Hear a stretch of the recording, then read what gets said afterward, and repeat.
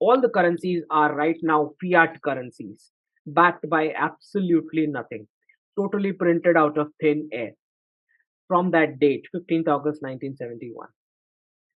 In 1973, a full-on dollarization process started of the world, wherein Henry Kissinger went to Saudi Arabia and under the Oil for Security program for the Gulf, he came up with this idea that entire crude oil would of OPEC plus and the Gulf region would be sold with US dollar terms only, in exchange of US providing security to the Gulf region.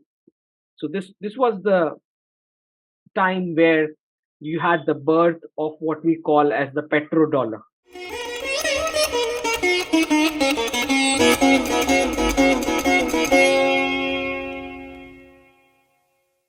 Today, we have our guest speaker is Dr. Ankit Shah, and the title of the talk today is De-dollarization equals de-radicalization equals de-missionization equals de-communism. So before we get to the talk, just a brief description about the speaker. Dr. Ankit Shah is a fellow chartered accountant, qualified company secretary, and a keen observer of foreign policy and security for the Indian subcontinent. Now, the title of the talk, as I mentioned earlier, is De-dollarization equals de-radicalization equals de-missionization equals de-communism. This is a talk about how India is leading the de-dollarization process, with PM Modi giving leadership to it, and why it is important to know that dollar as the reserve currency status has cost most vices around the world. The BRICS Plus and the Global South are also shaping up against the erstwhile colonials, who continue to treat nations as their financial colony. So, with that introduction, I will pass on the baton to guest speaker, Dr. Ankit Shah. Dr. Ankit Shah, welcome. Over to you. Thank you for hosting me. Before we begin with what this entire de-dollarization process and stuff is about, I'd like to give you a background of what is this particular concept of money and how currency evolved in the first place. So we have to understand that humanity has always been, I mean, for thousands of years, been using the barter system. And then we slowly progress to what we call as the paper currency, the coins, and now we are moving towards something which we call as digital currency. So, what was the premise of shifting from the barter system, shifting the entire humanity from the barter system? So, there were some particular arguments regarding the barter system which were posed in front of humanity. The first one was that we want to bring a unit of account as goods are not divisible into units for conducting transaction at any point in time. Second, we want to bring a stable store of value as goods are perishable in nature. Third is bringing a common measure of value as a tool for trading and as universally accepted medium of exchange, which you can easily carry with yourself. Fourth was the usage as a standard for deferred payment in case you don't have your goods ready to exchange with something you want to consume right away. So this would serve as a basis of credit. I mean, you can't grow rich without incurring debts, was the concept behind bringing the paper currency. And the last usage was about bringing a fairer payment for your produce, as probably you are not getting a good exchange deal in the barter system beyond a geographical or a practical limit. So, with this kind of arguments, humanity was shifted from barter system to paper currency and the coinage system. Now, there were some of the benefits of the barter system which humanity lost, because what happens is, only if your product is ready for end user consumption, you could conduct the barter. So there has to be a finished product or service in exchange as well. So there was no sense of visibility of what we call as unemployment, because the entire value addition was done by the individual, family, or the community jointly.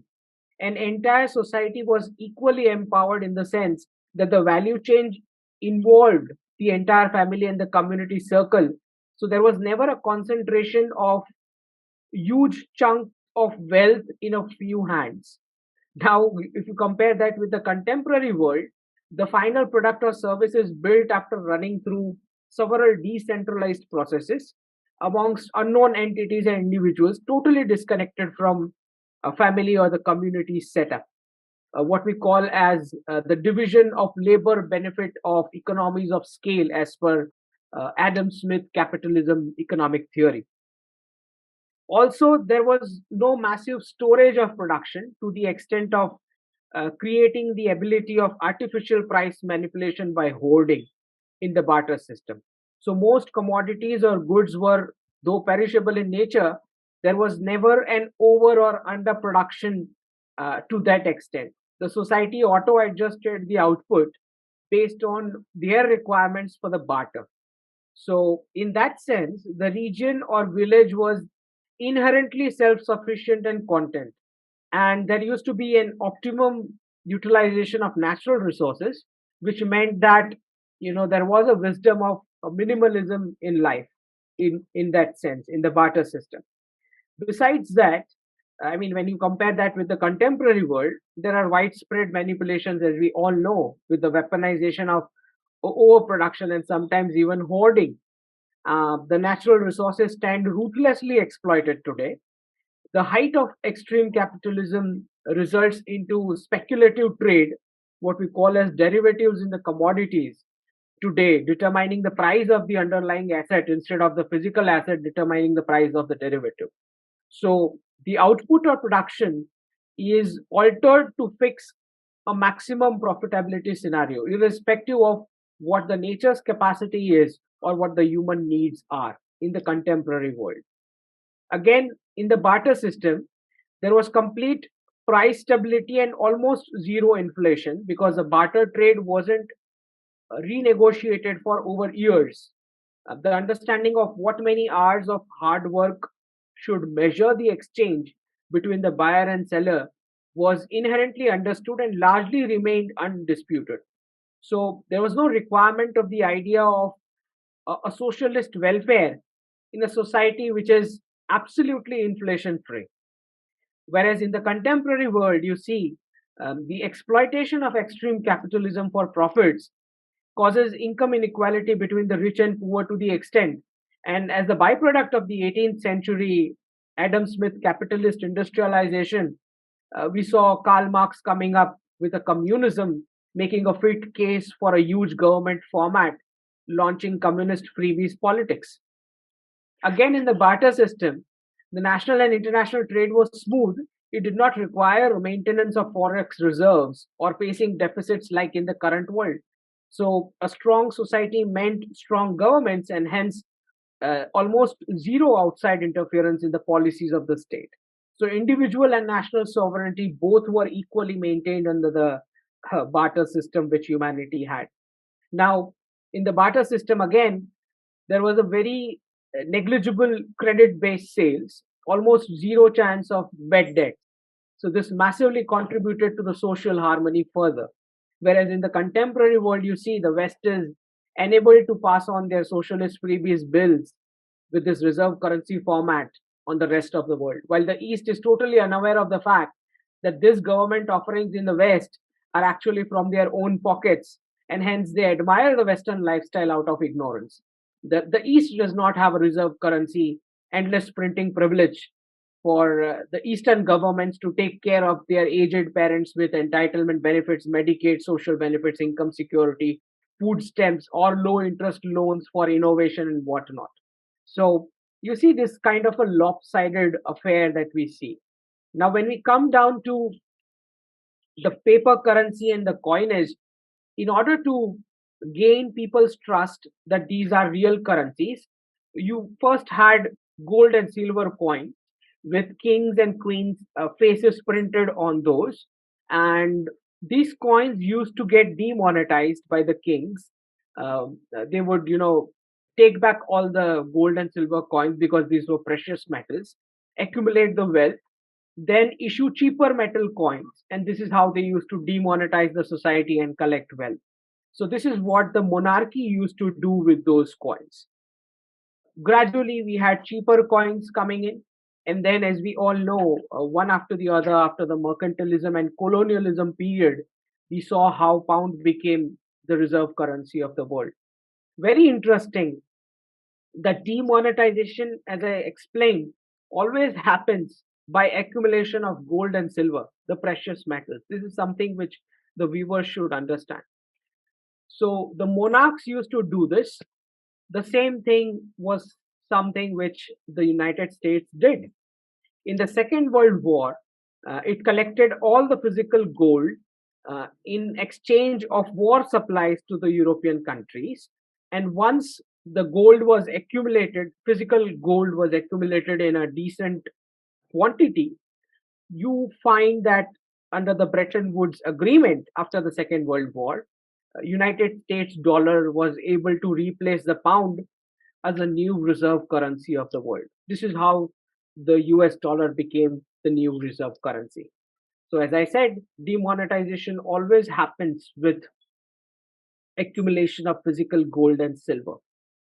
Now, after this, in order to maintain the people's trust in the US dollar, as we know that it was still hooked to gold standard because the gold and silver coins were gone.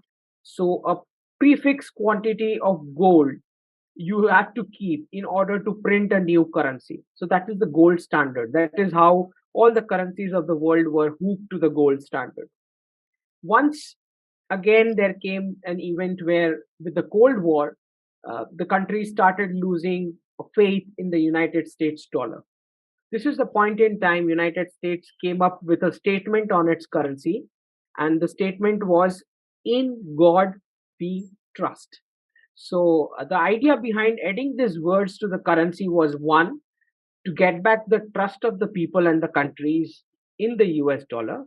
And second was to counter the Soviet Union because it was communist and did not believe in religion or God. So this words, "In God we trust," was added to the currency. Now, after the Vietnam War, which stretched like anything, again the countries of the world started losing faith in the US dollar. So this time the countries approached United States and said, we want to submit the US dollar notes and we want physical gold back in exchange. And this is the point in time the economy was in doldrums, and President Nixon selected the date 15th August 1971. And as we all know from the declassified information why the date could have been selected, because we know that administration was very hostile to Mrs. Gandhi, our prime minister, and the Indian administration as a whole. Few months before this unhooking of the gold standard happened on 15th August, uh, Prime Minister Indira Gandhi was declared as one of the most popular leader in the non-communist countries by a Gallup poll. So we can understand how Nixon and Henry Kissinger at that point in time had a lot of, you know, ill kind of a behavior towards the Indian administration, because their assessment that we were pro-Soviets was a correct assessment in terms of the kind of governance and the economics that we had, in terms of focus on public sector units and the license Raj, etc. that we had. So that assessment was correct that we were pro-Soviets in that era. So Nixon selected 15th August 1971 to unhook the dollar from the gold standard, and also banned the gold convertibility, which means those countries who were asking gold in exchange of US dollar, they were denied because he banned the gold convertibility as well.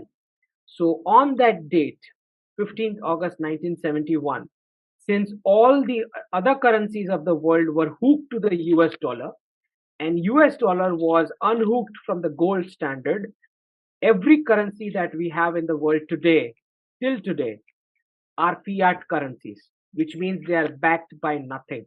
There is no gold standard. So the central banks can print as they will as long as they are able to manage the economy well. So all the currencies are right now fiat currencies, backed by absolutely nothing, totally printed out of thin air from that date, 15th August 1971. In 1973, a full on dollarization process started of the world, wherein Henry Kissinger went to Saudi Arabia and, under the Oil for Security program for the Gulf, he came up with this idea that entire crude oil would of OPEC plus and the Gulf region would be sold with US dollar terms only, in exchange of US providing security to the Gulf region. So this was the time where you had the birth of what we call as the petrodollar. Now both these fiat dollar and the concept of petrodollar, because the savings of the entire world is going to be parked in the US dollar, not because now there is, a kind of confusion among people that the world has trust on the US dollar. So let me make it clear for all the viewers here. Nobody trusts the US dollar. Nobody trusts the US military. Nobody trusts the US government. Nobody trusts the US economy or the US brains. The trust was on the endless printing capacity of the dollar because of the reserve currency status. So the trust was not on the dollar. The trust till now that we have was on the endless printing capacity of the dollar by the Federal Reserve because of the reserve currency status. Now, what happened after this petrodollar and the fiat reserve currency? And since the Federal Reserve can print it any point in time and give you back, what that means is that the entire world savings would get rushed to the US dollar and get parked over there. Now, what happens with this? What happens with this is all the sectors in the US economy would get artificially inflated in terms of valuations. So the IT sector and the services sector, both these sectors, particularly born out of this fiat reserve currency dollar status. We need to understand why the IT sector is right now facing layoffs. It is because of de-dollarization. Because the IT sector and the services sector was particularly born out of this fiat reserve currency dollar. Now what happened? The entire reserve currency bubble started accumulating in the dot-com by the late 90s. Now we have seen two challenges to the US dollar, one by Saddam Hussein and another by Gaddafi of Libya. Both of these leaders individually tried to de-dollarize, and we all know what fate they faced after doing so. But the very first serious de-dollarization process was actually attempted by the Allies, the European Union. They came up with euro currency as the first de-dollarization attempt in the world, wherein if Germany wants to trade with France, they would trade in euro currency and not in US dollar, right? This was the first official, a group-based challenge to the US dollar that the US dollar faced. Now the United States went under panic. In order to support the reserve currency bubble, it had to do some gimmick. So the first thing they did was they dragged the NATO into a Yugoslavia conflict to bring the value of euro down. And second, what they did was they passed a law called the Graham-Bliley Act in the US. Now, what did this Graham-Bliley Act do? This act repealed the requirement of the Glass-Steagall Act. What was the requirement of the Glass-Steagall Act? The requirement was that commercial and investment banking would be kept separate. So with the new act, the commercial banking and the investment banking in the US economy got mixed. Now what the US banks could do was, as soon as somebody puts money in their account, in their bank account, the US bank can swip it into another account of its own and invest it into a speculative trade. So the separation of investment and commercial banking was removed. Why this was done? because of the de-dollarization process which the euro currency started. So the US economy now mixed public fund, the deposit of the private citizens, with the reserve currency bubble to keep the IT sector going. Now what happens? Now the European Union said we are no more going to park our savings in the US treasury because now we have a currency of our own. Now what happened? There was a dot com burst. The dot com bubble got burst. By October 2002, 78% valuations of the IT sector was gone. This was the effect of the first ever de-dollarization in the world.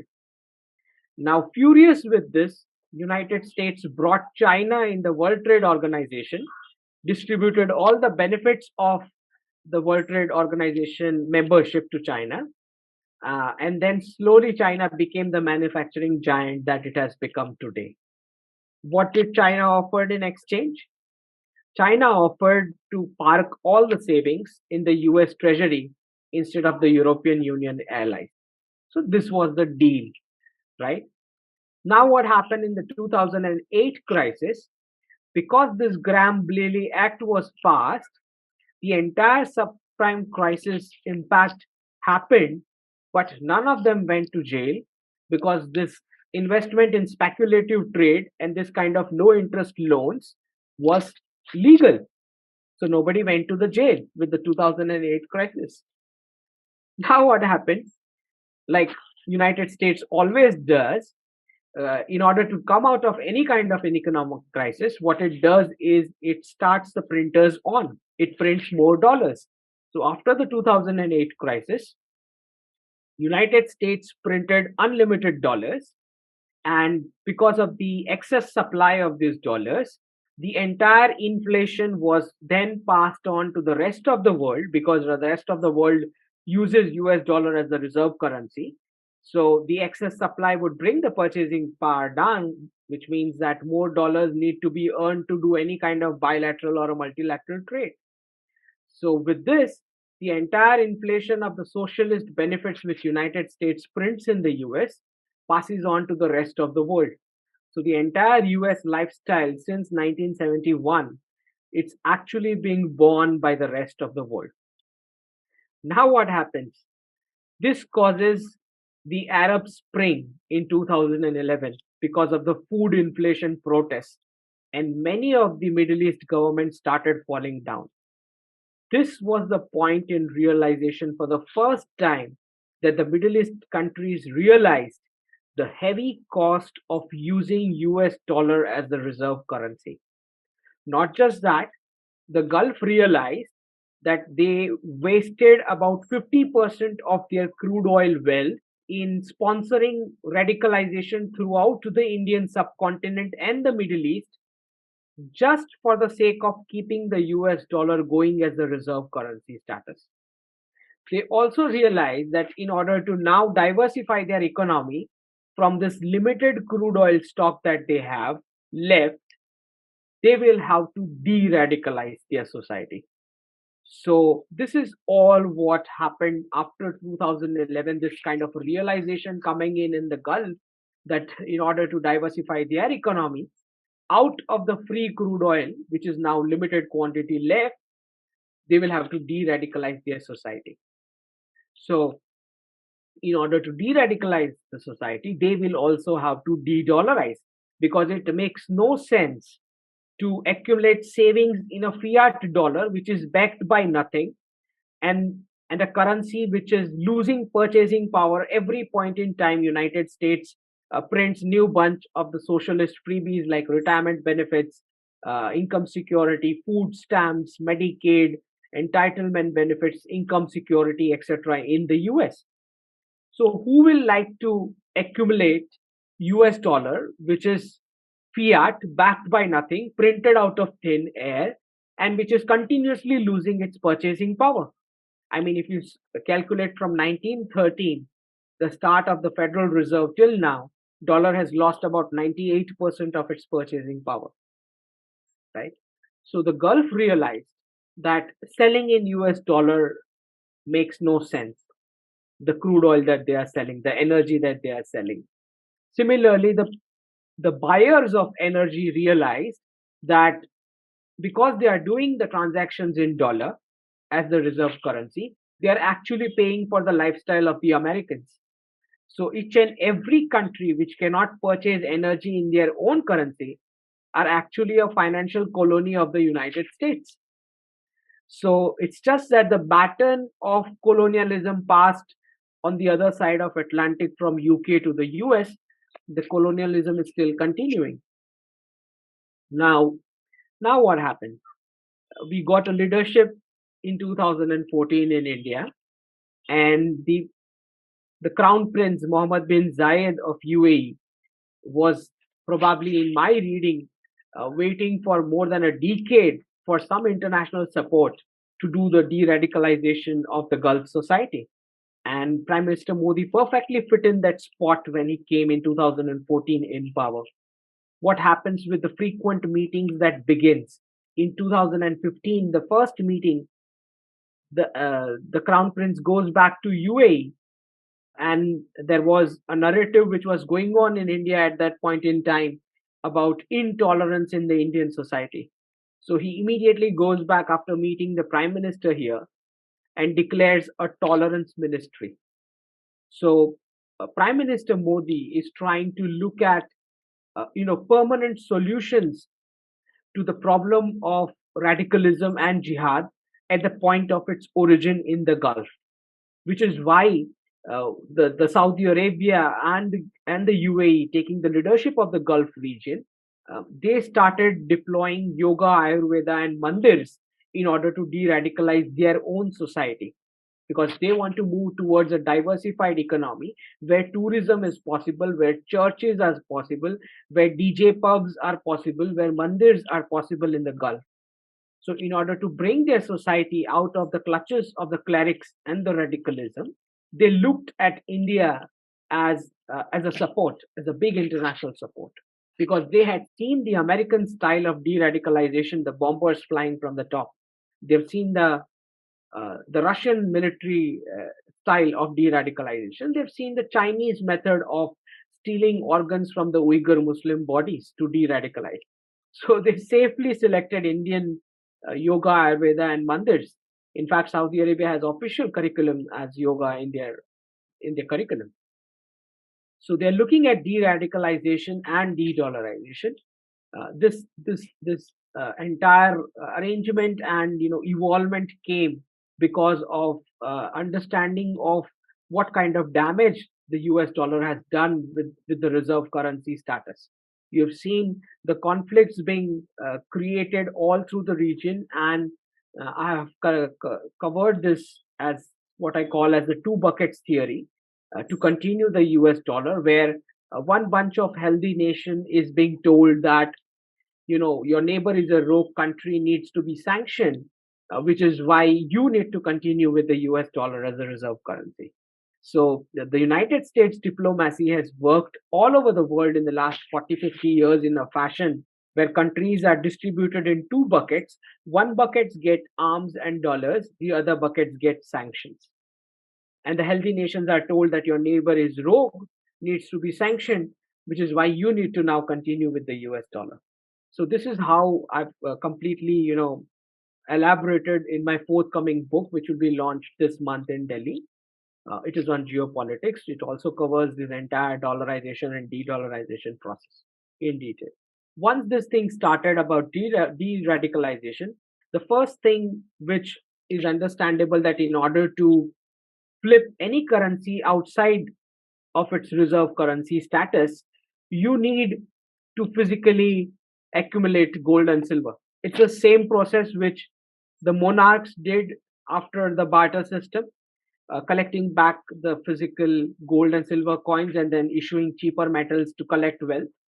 This is the same thing which United States did, collecting gold from European countries in the Second World War in exchange of supplies and then imposition of US dollar. So all the countries of the world who are intent on de-dollarization started accumulating physical gold and silver. Now we need to understand the primary difference here. US and UK were establishing single country currency as the US as the reserve currency, which is why United States had to accumulate a lot of physical gold.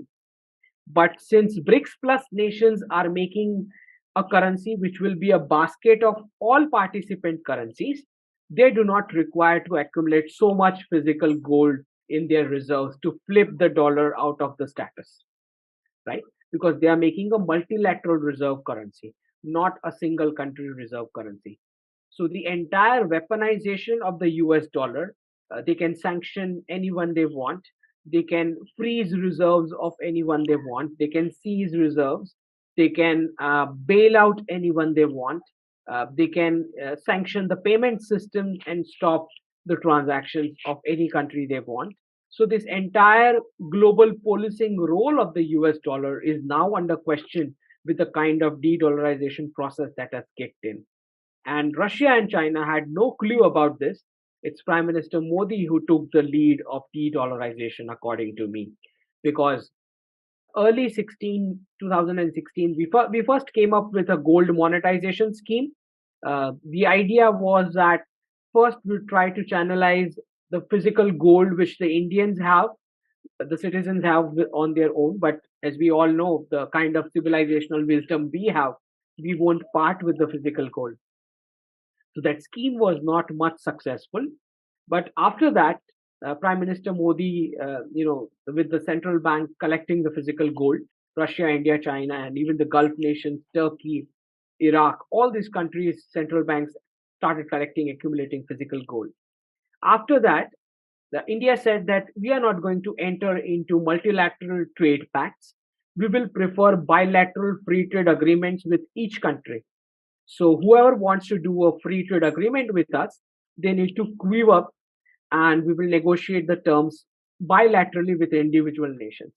So the idea here is that at that point in time, I still remember there was pressure from China, Japan, and even Australia to join the RCEP. That was the Southeast Asia trading bloc which we're trying to make. India flat out said, no, we are not going to go for it.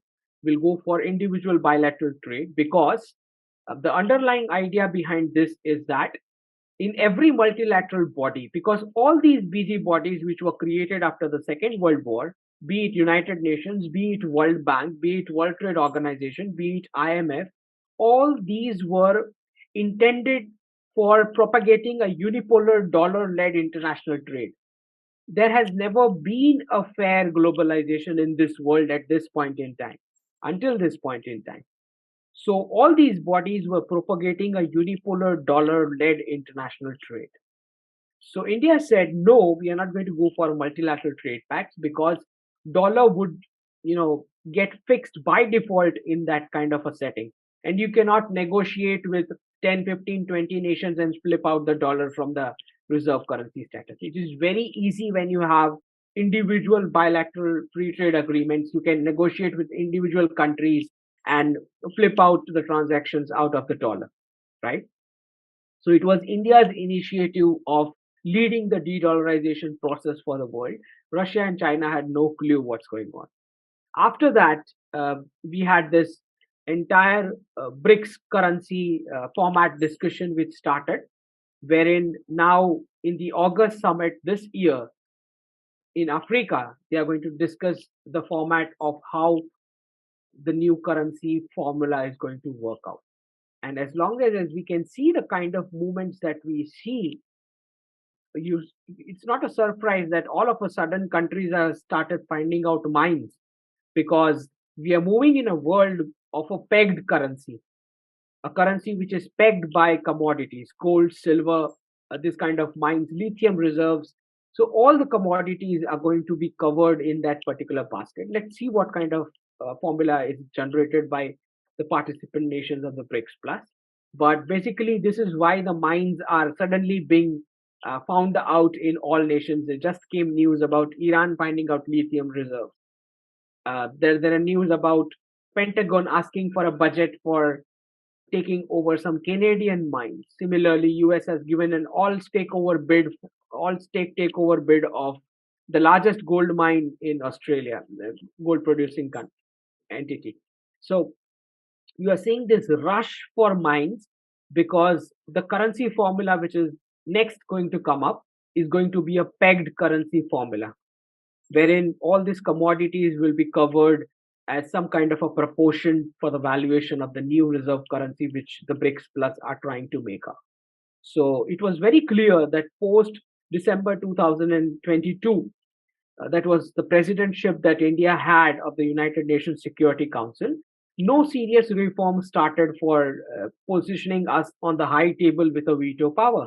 So 2022 was the only year wherein the Prime Minister of India, the President of Russia, Vladimir Putin, and the President of China, all three gave a miss to the United Nations General Assembly event in the United States. This is the first time in the history Russia, India, and China all three together give a miss to a UN event, right? So it is very clear. After that, we had a Global South Summit under India's leadership where we said that we are going to be the voice of the entire Global South so that we come out of this coloniality, a single currency, unipolar dollar trade world that has been created after the Second World War. So this is how India is taking leadership moving forward. So de-dollarization is equal to de-radicalization and is also equal to de-missionarization, because once we move to the pegged currency world, what is going to happen is no more endless printing of currency in the West, which means no more supplies to the missionary activities of this endless printing of euro and the dollar.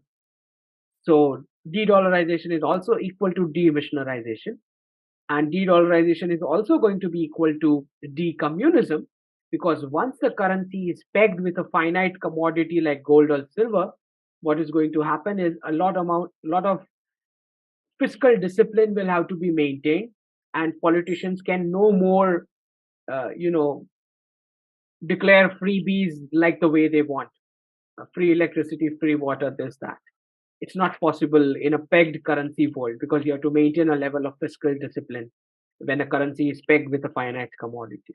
So we are moving into a new world order where the fiat currencies would be no more existing, and we are just moving out of the payment systems. We are already seeing the kind of steps which India took with the leadership. UPI and the RuPay cards spreading in more than 35 plus nations officially as a payment system outside of the US dollar. Besides that, you see Visa and MasterCard being sidelined, right? Russia and India have already created the mechanism of doing trade outside of the dollar. Similarly, UAE is also looking forward to this kind of a thing. And as long as my geopolitical reading goes, I see the gift city in Gujarat as a kind of a new mini World Bank setup for this de-dollarization transactions as a nodal agency, because you have the new development bank regional office situated here in the gift city, which is the BRICS Bank regional office. And I believe that the way Jaishankar ji brought about 50 nations to Gujarat, I believe the plans are moving in that direction, where you also have bullion trade and the stock market exchange trade, which has started in the gift city.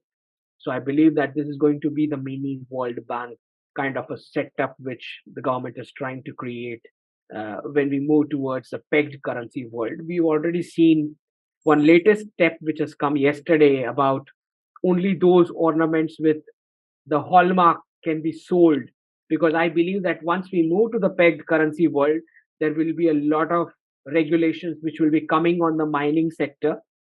Some of the African nations have also nationalized those mines, because if one fine day they are going to peg it to their currency, these mines have to be the property of the state. Similarly, Mexico has also nationalized its lithium reserves, which it's recently found out. So I see a lot of mining industry regulations coming in. A lot of regulations might come on the supply of gold and silver as precious metals as well. The good news is that we Indians are the highest private per capita gold holders in the world. So certainly this is going to be an Indian century in terms of the pegged currency world that we are moving in. We are also seeing the kind of changes, because once the currencies are going to be pegged, what is going to happen is the exchange rate is going to be flipped in terms of the other sectors except the services sector, because services sector jobs will take a beating with de-dollarization, and IT sector most certainly will take a big, huge beating in terms of not just layoffs, but this entire verticals of the IT sector which are operating in the cities of Bangalore, Pune, Hyderabad, uh, Chennai are going to take a huge beating, because the West will no more be able to afford Asian products or services once the currencies get pegged to commodities, because the valuations of the sectors are going to flip. And even if Asia wants to export, they will not be able to buy much from Asia, because, and then they will have to start manufacturing home, and manufacturing home means not just that the West is going to pollute their own countries, but if a made in USA or a made in Europe product has to stand competition with a made in Asia product, the American economy, the Western economies will have to cut the salaries and the economies to size by 60%, the salary levels. So I've predicted about 2025, when this entire transition to the new world order happens, I predicted a 25%, a 60% cut on the American salaries, a 25% cut in the defense budget, 35% cut on their socialist freebies, Medicaid, retirement, income security, etc. And about a 45% cut on the pricing of their products. So the entire reserve currency bubble that has accumulated in the Western industry sectors across the board, uh, that balloon is going to burst, which is why I believe they are coming with a digital dollar, which is a fully controlled programmable currency, uh, and this entire currency reset might happen with this new thing. So this is how the entire the economic flips are going to happen in the coming years. So this is what I'm looking at in terms of when I say de-dollarization and equal to de-radicalization, equal to demissionarization, equal to decommunism. That was a very enlightening talk on a subject that I don't think very many people are aware of, at least in the general domain. So it was great to hear from somebody who's done a lot of work on it. And obviously, you mentioned about your forthcoming book, so that would be a treat to read about it and learn more about more about your predictions as well. So you mentioned that the timeline is more like 2025, where you would expect to see some reductions in the salaries in the US and the Western world. What would actually trigger that? There must be some sort of a triggering event prior to that to sort of force them to do that. Now, I know India is obviously talking with individual countries on a bilateral level to have free trade agreements, the UK being one of them. But what actually would lead to that sort of massive change in the or a reset in the U.S. Western economy? What would be that event you think it would be in the next couple of years? So as we see that this August, the BRICS plus nations are going to discuss a currency format, the new currency format, after which I believe the pilot transactions will begin. And once the currencies of all the BRICS participants, especially Asia and Gulf, become pegged to real commodities, what is going to happen is they are going to deny accepting fiat dollar and euro as payments. So once you deny those currencies, accepting those currencies as payments, the West will be left with two options. I mean, the fate of the whole, the World Trade Organization, IMF, and World Bank will hang on this pointers on how a pegged currency would be able to transact with a fiat currency, and what that valuations would be like. My understanding is that United States, since it has about 8,000 tons of gold, which is highest in the reserve, that's what officially that they have declared. US will not have a problem in terms of pegging their currency, but in terms of losing the reserve currency status, in terms of losing the endless printing capacity, this entire trim to the US economy is something that they're going to face. They've already, from January 2022, none of the ally countries, any country of the world, none of the countries of the world have parked their savings in the US Treasury since January 2022. which is why they are facing the inflation of the entire COVID checks that they printed in the last 3 years. The Chinese have realized that after slogging for the entire world for 4 decades as a manufacturing supplier, it made only 3 trillions in reserves as profits, whereas United States printed $13 trillion plus in just the last 3 years and distributed to Americans for free, right? So the Chinese have realized it makes no sense for them to continue the exports with the valuation referencing in the US dollar, which is why you see the reports coming in where they are now no more interested in doing exports to the West. Xi Jinping has given a clear directive that increase the birth rates, increase the domestic consumption, and I'm going to pass on the exports to the emerging economies and not to the Western world. So that has clearly come out. So, as I said, in the pegged currency world, even if Asia wants to export, the West will not be in a position to afford to buy Asian products, which is why the West has started talks about bringing manufacturing home. Thanks for that, Dr. Ankit. A follow-up question really is you mentioned about Xi Jinping and the global geopolitics, and my question on that was obviously getting rid of this concept of a reserve currency and de-dollarization, as you term it, would obviously attract some sort of a reaction from the US in geopolitical terms. And I sometimes find that would India get trapped in a situation where it has to not necessarily choose between the US and the China, but if it tries to move away from the US, will it be pushed more closer towards the Chinese, where it obviously wants to stay away from the China as well? So I mean, how is India going to be able to navigate that sort of setup? Because as you said, China and Xi Jinping is also along similar lines, and if both of them are part of the BRICS grouping, it is possible that there would be some sort of a common understanding that could be seen as anti-US, for instance. So how is all of that going to play out, do you think? So, Xi Jinping in November 2022 National Congress, the moment he removed Li Keqiang and Wang from the Politburo and demoted them, the last two people who were supporting the export-oriented model of economy were removed from the Congress, from the Politburo. So right now, the Politburo that you have is entirely anti-exports. Now there is a background for this if you wish to understand.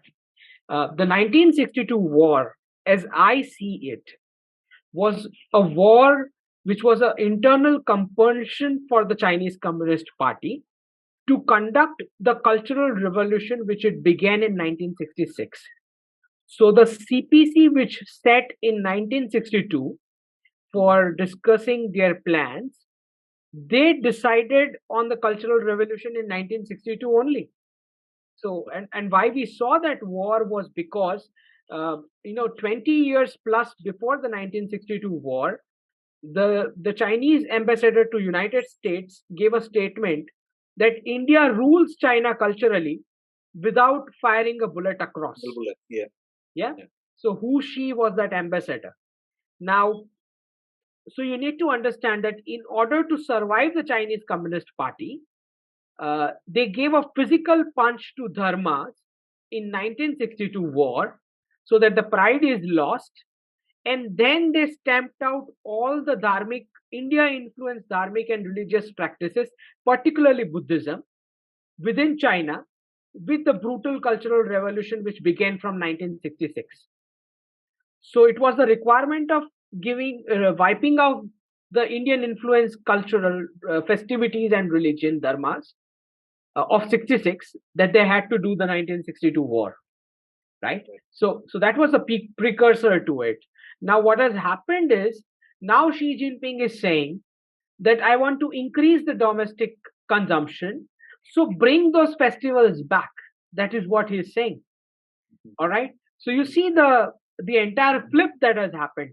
Similarly, if you go to 1979, when Deng Xiaoping went to meet the US President Carter in United States, where he said that, oh, you're making 50 cars in an hour in your factory, we want to modernize like this. So the Chinese economy wants to become a manufacturing giant like this. So when he came back from that US visit, where he said that I'm going to open up the Chinese economy, he declared a single child policy. So it was the prompt from the US that if you want this kind of technology, cut down your own consumption first, and then we will pass on this technology to you to become the manufacturing giant that you became. So the Chinese economy brought a single child policy to cut down its own domestic consumption in order to industrialize and go to the free trade which the Western influence model came in. Now Xi Jinping is saying in 2023, I'm going to cut down the supplies to the West, and we are going to have domestic consumption. So start increasing your birth rates, right? So you see the entire flip that has happened in terms of both the economy. And now you imagine when the Walmart and the Costco racks would be empty because these are all Chinese supplies. What US economy is going to face in terms of this repercussions of the de-dollarization process.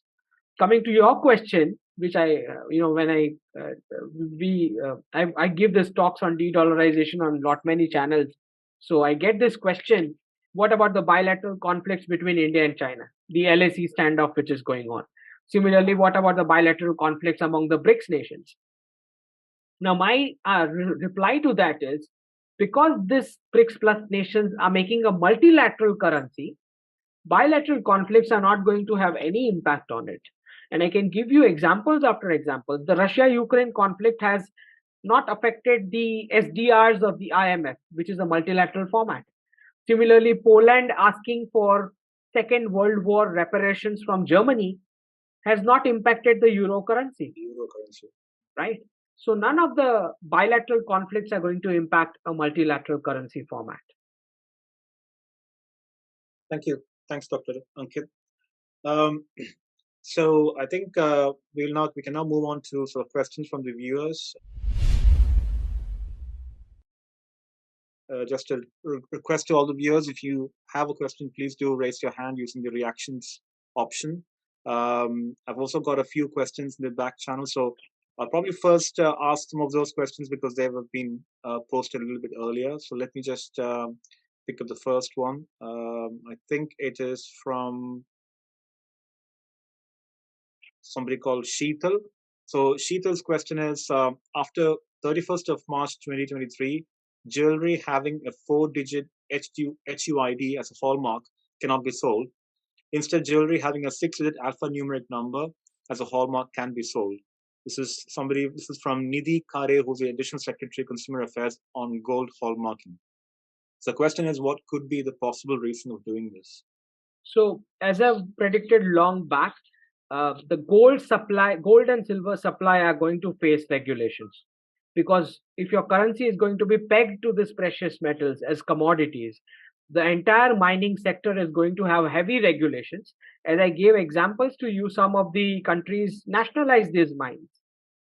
And gold is going to zoom like anything, gold and silver as precious metals in terms of valuation.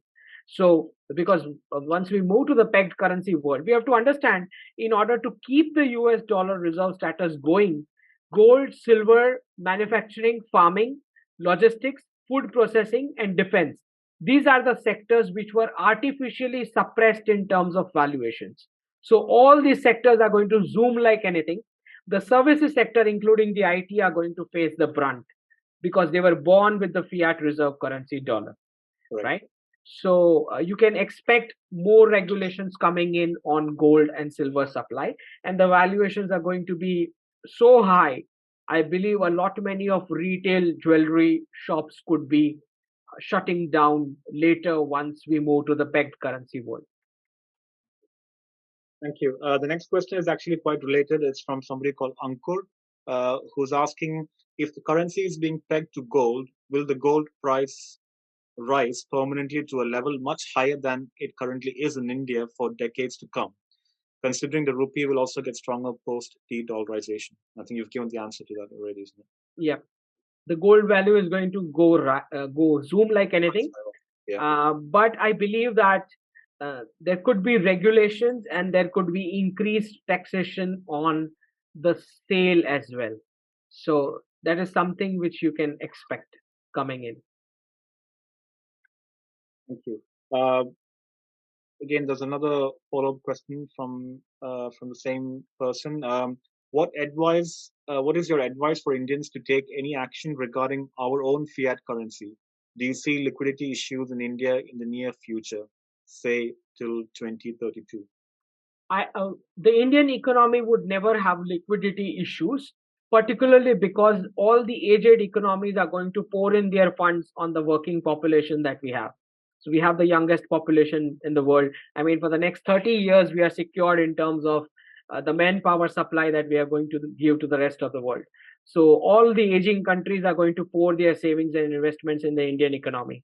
So in terms of liquidity, there's never going to be an issue for the Indian economy. Hello, Ankit sir. Yeah. I have my question. It is regarding if de-dollarization is continuing, then US might lose its hegemony power. That is a power status of superpower. So, is it ready to lose its superpower position? So you have to understand that most of the democracies, especially in the West, are run by corporations. So you have to understand that behind the curtains, it's the corporates who call the shots, and these corporates have always been treating countries like their portfolios for profits. So when they dumped the Spanish, when they dumped the Portuguese, when they dumped the British, when they dumped the Ottomans and the Spanish, all these companies dumped this previous powers, global powers, at a point in time when the interest expense of the economy crossed their defense spending. So the United States economy has reached that point where the interest on debts have crossed the defense spending. So I will not be surprised, which is why I see a lot of predictions of mine coming true, wherein you see these deep state companies starting to shift and settle in India. You have all the defense tech companies coming in, putting up factories and shifting to the Indian economy. So I will not be surprised by 2030 if we have all of these. And if you have noticed the way Google and Microsoft heads came to India, they met the Prime Minister. They were told to bring the India head of operations in the meeting, and then they went back to US and they laid off people then and also emptied the offices. Now you need to understand that post de-dollarization, all these big Western companies who have inflated values on their balance sheets because of the reserve currency bubble, that bubble is going to burst, and these companies are going to become the tiny real companies that they are in terms of valuations. And once that happens, they would like to shift before that happens, right? So it's not a surprise that you see many of companies, be it Raytheon, be it General Electric, and General Atomic, Boeing, Airbus, all of these are going to, gradually shift their operations and settle in India. You should not be surprised by the end of the decade. They've selected India as the next global power. This one is from Preetham. Recently, Ankit also showed an article describing how Chinese Politburo is anti-exports, but Americans who are dependent hugely on Chinese exports, isn't the window really less than 2025? How will they even manage such kind of demand-supply gap? So it's going to be quite difficult for the Western economies because setting up manufacturing and supply chains is going to take this entire decade. It's not an easy task, right? Because they already played a role of financialization, printing and buying as a customer, spending and consumption model. Now, all of a sudden, they have to come back to the model of savings and investment and manufacturing. So it's a 360-degree shift. They've never seen a polluted environment with mass manufacturing. They've never seen the kind of hard work, the labor and the slogging that the IT sector down south or the Chinese manufacturing sector has faced. So when all this comes to their countries, it's going to be difficult for them to manage. So when I'm giving you a timeline of 2025, I'm talking about the timeline of trimming of their economies. But the effects are going to start as soon as because none of these countries understand one thing. Even if the BRICS currency formula which is coming up fails, suppose it fails, still none of the countries are going to go back to the US dollar because they've already transitioned their bilateral trade to the bilateral currencies. So de-dollarization is confirmed, even if the BRICS currency formula fails, right? Because countries have realized that in order to trade, I mean, if I'm just giving you an example of forex reserves, say you have 500 billions with you. Now, India as a country have 5 top trading partners. So you just have to maintain the top 5 currencies of the top 5 trading partners, and you have gold reserve for the gap adjustment in trade. You don't require US dollar anymore, right? So de-dollarization is confirmed because none of these countries who are going to shift their bilateral trade, transition it in bilateral currencies, are going to come back to the US dollar anyways.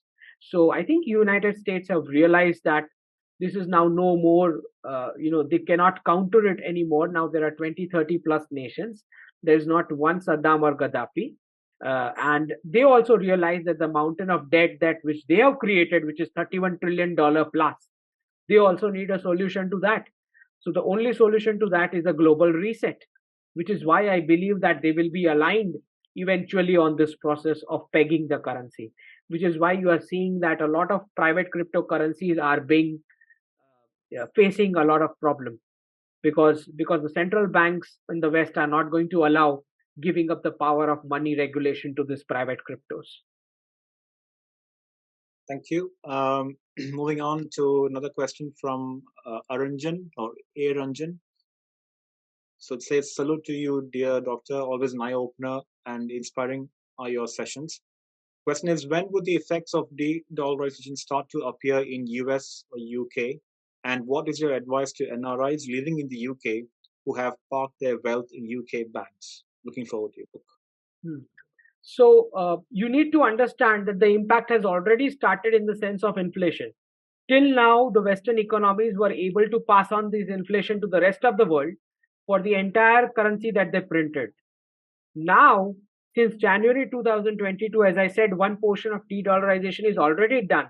None of the allies countries have even parked their savings in the US Treasury. Leave about other countries, not even allies have parked their savings. So one portion is already over. The second portion is about shifting of the bilateral and multilateral trade outside of the US dollar, which I'm saying that from August, once the currency formulation is discussed in the BRICS summit in Africa, you will see the pilot transactions begin. Once these pilot transactions begin, the immediate impact is going to be of the entire socialist freebies which the Western economies used to print and give. I mean, I recently met a French couple who's visiting India. They came up with a loads of their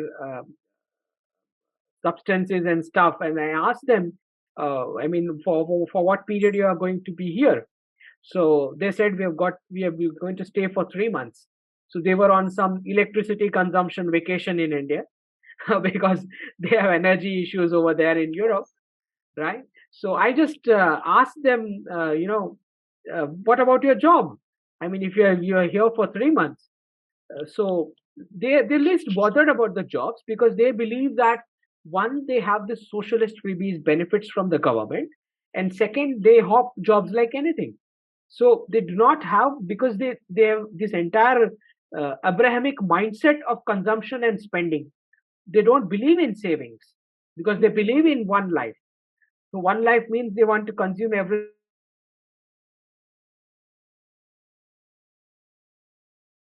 going to collapse in the West once this pegged currency formula comes in. Because, and you already see the kind of the adult youth was started joining parents' home for living because now no more they can afford the EMIs of the high interest regime which has come up, right? So the de-dollarization impact has already begun. Question from Dominic, who's basically saying the denomination of 500,000 rupees that happened, I think it's demonetization, Was that also done for de-dollarization? That's the first part of the question. And when and how the general public will come to know that dollar is no longer needed? What kind of situation will happen after the currency launched by the BRICS? Explain in some detail. So the first demonetization of the Indian currency notes that happened was particularly to stamp out the fake currency which was spread in the economy by our neighbor. They were enjoying free trade with that printed currency, Indian currencies. So that was a big stamp out for the fake currency which was moving in. They were enjoying our onion, tomato, and everything for free with that printed Indian currency notes. So that was to stamp out terror financing, protest financing, and that financing of the entire Pakistan economy with our fake notes, right? This had nothing to do with de-dollarization. The second question which you asked was about what's going to be the impact or when it will go public. I believe that none of the economies of the world, countries of the world, specifically India, are going to ever declare it because we already declaring trade in Indian rupees with individual countries. So India and Bangladesh talking about trading in Indian rupees. India and Sri Lanka talking about trading in Indian rupees. Similarly, you have India and Russia talking about ruble and rupee trade, right? Similarly, you will soon find UAE and Saudi Arabia saying that we are going to sell crude oil in Indian rupees. So I believe that this kind of individual declarations is something that you're going to find instead of saying the word or terming it as de-dollarization because it goes outright a full-blown kind of an attack kind of a thing, and I don't think that is even necessary to do. Even the US economy, when it talks about decoupling with the Chinese economy, they say friend shoring. They don't say de-dollarization, they also say friend shoring. So they're talking about shifting the manufacturing chains from China to India. That's what they use the term. So even they are not using de-dollarization. So we can understand this is how terminology is going to be. Thank you. The last question I'll probably take is from one of our viewers, Prashant. Prashant, if you can. I had one question about NRIs, right? What yes. NRIs? So Prime Minister Modi has given you the facility of OPI where you can have an Indian registered for an investment in a foreign security. The second option is about the UPI, where you can start passing on money to the Indian economy easily with the UPI interface, payments interface that is activated. The NRIs are going to face, I mean, like all the Western industry sectors are going to face a trim in the valuations as this bubble bursts. If I can just give an example, the S&P 500 of the US stocks has 90% valuation in the intangibles because the reserve currency entire bubble has gone and set over there. So when this bubble is going to be pricked, all those stocks are going to go down, right? So you will see the housing sector. Now, if you compare the housing sector of United States in terms of density of population, you see the housing sector, real estate sector in India in terms of density of population, you should be surprised why the US real estate has higher valuations because the density of people is more over here in India, right? So in the real world, in real valuations of the economy, when this reserve currency bubble will be gone, you will see a wealth wipeout from all the Western assets and the industry sectors. So NRIs who don't want to face it, they should be transferring their wealth. The safest would be the physical gold accumulation because gold is the only asset which has zero geopolitical risk, zero political risk, zero liquidity risk, zero default risk, and zero counterparty risk. So whenever you lose faith in the government or the financial systems, the first thing people do is go and submit their currency notes and take physical gold in exchange. Yes, over to you, Prashant, for your question. If you can hear us, please. Yeah, Hi Ankit. Yeah, so I agree to a lot of things you say. So I will be short. My question is, see, don't we need? I understand that we will have a multilateral currency, but don't we need a underlying base currency? For example, like a USD, because for example, even if we have five currency in multilateral format, their values keep on shifting. So because we cannot fix the value, for example, a percentage is percent of rupee or percent of yuan, they might switch they might also right now we have a base currency USD. That means, for example, the Pakistani currency has dropped, right? Based on import and export. So there has to be some formula based on which for example, in the BRICS currency we have five currencies, so they also keep free floating. So I hope you are getting my question. You're asking about the pegging formula. So, Yeah. so the rest of the fiat currencies that we have today in the world are pegged to the US dollar, and Yes, US dollar exactly. is not pegged to the gold, right? Yes. In the Right. pegged currency world which is coming up, what is going to happen is all the domestic participant currencies like Indian rupees or Chinese yuan are going to be pegged to commodities, and all participant currencies together will combine the basket and make the BRICS currency, right? So when you travel as a tourist to any of the BRICS plus country, or wherever this BRICS currency is accepted, you are going to use the BRICS currency, right? But as long as you are going to trade within the country, Indian rupees and the yuan are going to continue as national currencies, right? So you are going to have this two tier. The first one would be as a global reserve currency for multilateral trade, right? And the bilateral trade. The second one is for your domestic operations of the currency regulation. So and this one is going to be pegged to the real commodities, the domestic one, not the BRICS one. The BRICS one is pegged to the participant currencies. The participant currencies are individually pegged to the commodities. I think this should be the kind of formula which is going to come up. Thank you, Dr. Ankit. I think we will have to sort of end it there due to paucity of time. We still have quite a few questions coming through our back channels, but what we could do, possibly with your permission, Dr. Ankit, is pass those questions over to you via email through our Sangam Talks channels, and then hopefully we can get some replies from you. Sure. But for now, I think this is where we'll have to end. But it's been an excellent session, a very fascinating talk as well, very informative. So, and it was great to have you on our show. And looking forward to reading your book, forthcoming book, and all the best with that. Thank you. And so all the viewers, thank you for your time and for your questions. And until the next session, I hope you all have a good evening. Namaste and Jai Hind. Jai Hind.